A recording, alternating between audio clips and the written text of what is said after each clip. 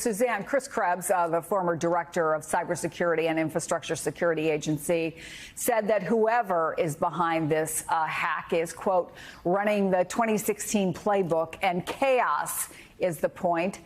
Do you agree? And is this just the beginning? How concerned should we be?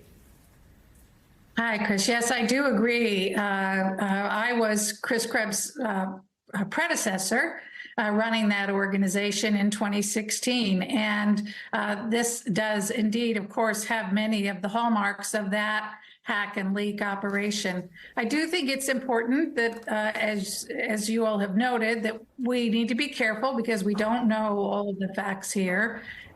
We have a lot of pieces that seem to fit together. But we don't have formal confirmation yet that this documents that were being offered to Politico and the Washington Post and other outlets were the result of a hack, and that the hack was, in fact, by Iran. But we do know from reports from Microsoft and from the intelligence community that Iran and other hostile nations, including particularly Russia, are actively engaged in trying to interfere in our domestic political discourse, to manipulate Americans, and to interfere in our election. And we have to take it very seriously. Yeah, we know what happened the last two presidential elections, and now the New York Times is reporting this. Let me read from their reporting.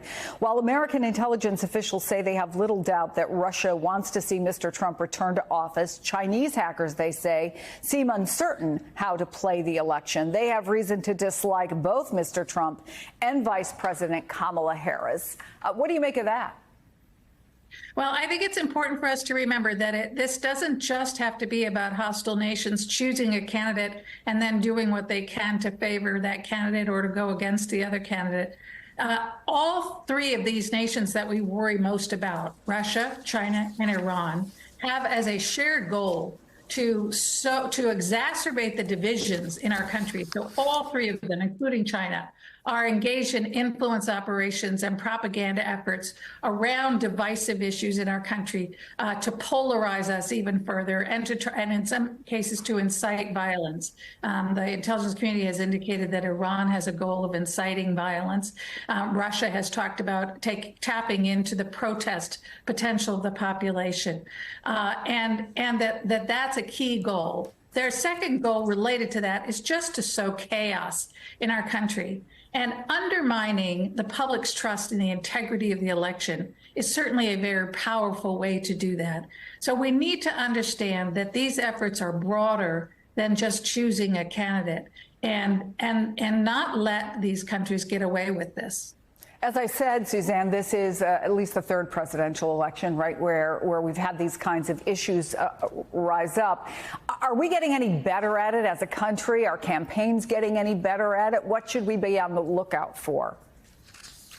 I think we are, Chris. I think we are learning important lessons. So, for example, that you remember in 2016, I certainly do, the breathless way, frankly, that the media just went ahead and reported on all of the substance of the material that was gathered in the Russian hack of the DNC and of campaign officials. And I think we're seeing more caution this time around by the media in terms of trying to gauge what is newsworthy, what is in the public interest, and how not to feed and encourage this kind of outrageous behavior by hostile nations, for example. So I think we have gotten more sophisticated at that. Both our private sector, we see this in the Microsoft report, right? Private sector has gotten much better, much more attention is being focused on this election interference by bad actors.